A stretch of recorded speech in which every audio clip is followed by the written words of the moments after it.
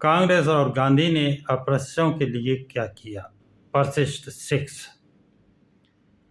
साथियों, पिछली वीडियो में बाबा साहब डॉक्टर भीमराव अंबेडकर ने 1918 में जब गैर ब्राह्मण लोगों तथा पिछड़े वर्ग के लोगों ने विधानसभा में पृथक प्रतिनिधित्व के लिए आंदोलन आरंभ किया तो श्री तिलक ने सोलापुर जनसभा में कहा, मैं नहीं समझता कि तेल निकालने वाले तेली, तमोली, धोबी इत्यादि गैर ब्राह्मण और पिछड़े वर्ग के लोग विधानसभा में क्यों जाना चाहते हैं। इसी तरह के विचार श्री वल्लभ भाई पटेल प्रकट करते हैं।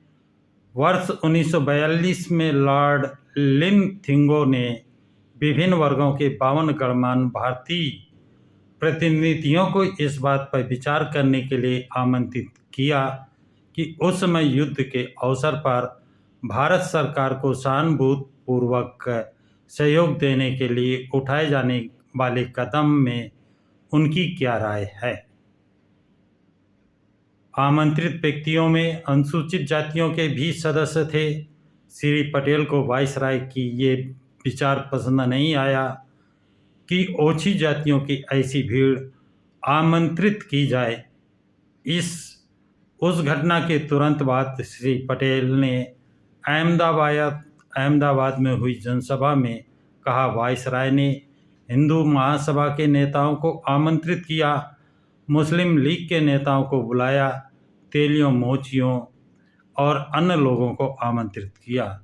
श्री पटेल ने अपनी ईर्ष्यालु और कटाक्षपूर्ण भाषा में तेलियों और मोचियों के नाम विशेष तौर पर लिया। उनकी और कांग्रेस की भाषा देश के दलितों के प्रति कैसी अपमानजनक विचारधारा रखते हैं प्रकट करती है।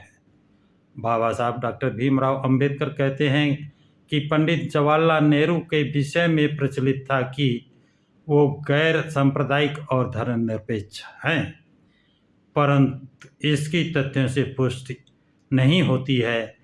किसी व्यक्ति के पिता का देहांत होने पर रूढ़वादी हिंदू गंगा किनारे पंडित पुरोहितों से कर्मकांड कराते हैं। ऐसा संस्कार कराने वाले व्यक्ति को धर्मनिरपेक्ष नहीं कहा जा सकता। पंडित जवाहरलाल नेहरू ने 1931 में अपने पिता की मृत्यु पर वही किया। श्री तिलक स्वराज आंदोलन के जनक कहलाते हैं। 1919 में जब श्री गांधी ने कांग्रेस पर कब्जा जमाया तो ब्रिटिश सरकार के स्वराज की मांग मनवाने के लिए कांग्रेसियों ने विधानसभाओं का बहिष्कार करना तथा कोई हिंदू निर्दलीय उम्मीदवार के रूप में भी खड़ा नहीं होगा। जब कांग्रेसी चुनाव प्रचार में निकले तो उनकी तख्तियों पर लिखा था, विधानसभाओं में कौन जाएंगे, केवल नाई, मोची, कुम्हार और झाड़ू लगाने वाले भंगी। इससे इज्जतदार उम्मीदवार चुनाव में खड़े होने से कतराएगा यदि उन्हें विश्वास हो जाए कि विधानसभा में उन्हें नाइयों, कुम्हारों और भंगियों के साथ बैठना पड़ेगा। बाबा साहब डॉक्टर भीमराव अंबेडकर कहते हैं कि कांग्रेसी और गांधी स्वराज की लड़ाई में व्यस्त थे, जिनके लिए वो कहते थे कि समस्त जनता के नाम से वह उस लड़ाई को जीतना चाहते थे और दूसरी ओर उन्हीं वर्षों में वो नीची जातियों पर भयानक अत्याचार कर रहे थे और खुले तौर पर उनका अपमान कर रहे थे। साथियों, परिशिष्ट 6 में बाबा साहब कहते हैं कि शासित जातियों के प्रति कांग्रेस हाईकमान की ये मनोवृत्ति इस सिद्धांत के विपरीत रही है कि शासक जातियां और जातियों का प्रांतों में प्रभुत्व मात्र एक संयोग है। कुछ और भी बातें हैं जो इस सिद्धांत को संयोग कहे जाने के विपरीत जाती हैं, वो तालिका 6 में दर्शाई गई हैं। ये कांग्रेस द्वारा चुनाव लड़ने के लिए छांटे गए उम्मीदवारों की शैक्षणिक योग्यता से संबंधित है। यह स्पष्ट है कि ब्राह्मणों के बारे में स्नातक और गैर स्नातक के अनुपात का अंतर गैर ब्राह्मण और अनुसूचित जातियों की अपेक्षा बहुत अधिक था। क्या वह एक संयोग ही था या एक नीतिगत मामला था। यह चयन एक प्रकार की क्रिया था कि इसके मापदंड को देखते हुए ये पक्का संदेह हो जाता है कि उम्मीदवारों के चयन में कांग्रेस का एक निश्चित सिद्धांत था कि ब्राह्मणों के मामले में उच्चतम योग्यता वाले ब्राह्मण का चयन किया जाए तथा अनुसूचित जातियों के उन उम्मीदवारों को प्राथमिकता दी जाए जिनकी योग्यता निम्नतम है। स्नातक और गैर स्नातक का अंतर उस वास्तविक अंतर को प्रकट करता है जो ब्राह्मण और गैर ब्राह्मण उम्मीदवारों की हैसियत और स्थिति से संबंध है। ब्राह्मण उम्मीदवार न केवल स्नातक थे बल्कि अनुभवी प्रतिष्ठित राजनीतिक भी थे। गैर ब्राह्मण उम्मीदवार नए स्नातक थे जो मात्र दूसरे दर्जे के राजनीतिक हो सकते थे। कांग्रेस ने चुनाव के लिए उच्च शिक्षा प्राप्त ब्राह्मण उम्मीदवारों को ही क्यों छाटा? कांग्रेस ने चुनाव के लिए उच्च शिक्षा प्राप्त ब्राह्मणों और अनुसूचित जातियों के प्रतिनिधि न्यूनतम शिक्षा प्राप्त क्यों थे?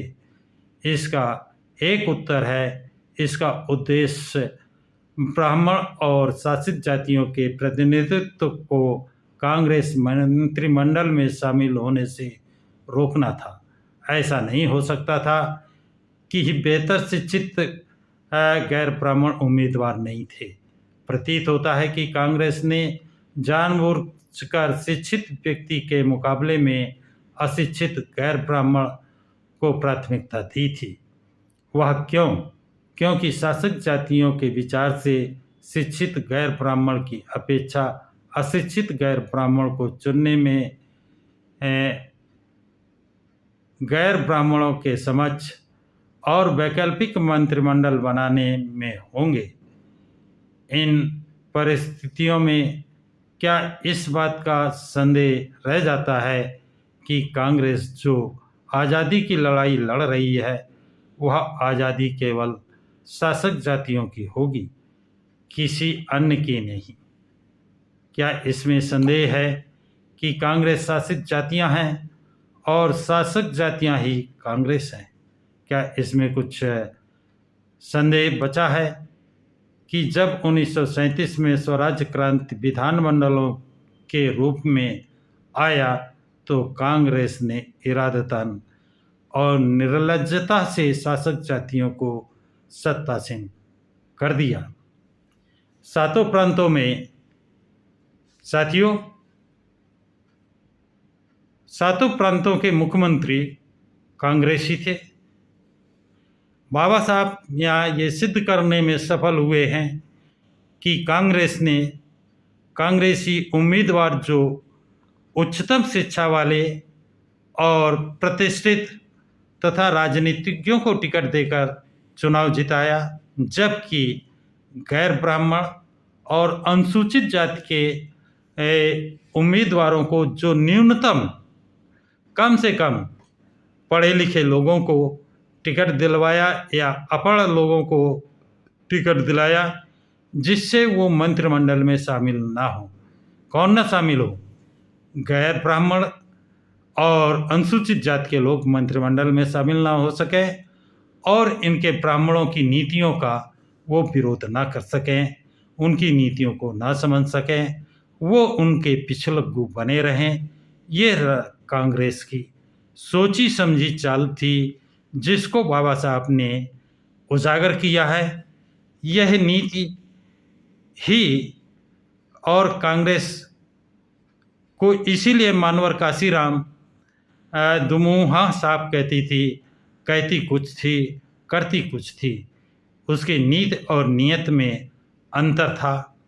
इसीलिए ऐसे कैंडिडेट जिसको 1932 में बाबा साहब पूना पैक्ट जो हुआ करना पड़ा था उसका ये परिणाम है।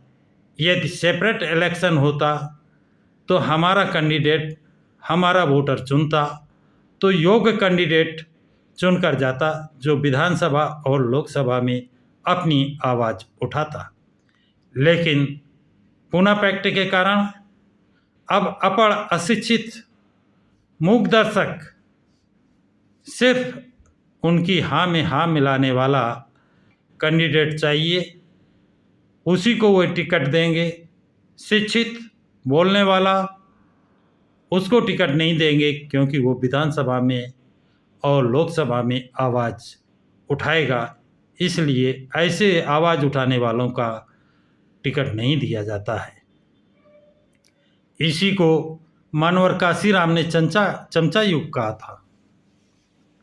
तो साथियों, आज की जानकारी बस इतनी ही। और ये जानकारी यदि आपको अच्छी लगी हो तो लाइक शेयर सब्सक्राइब ज़रूर करें। और सभी साथियों को जय भीम, नमो बुद्धाय, जय संविधान।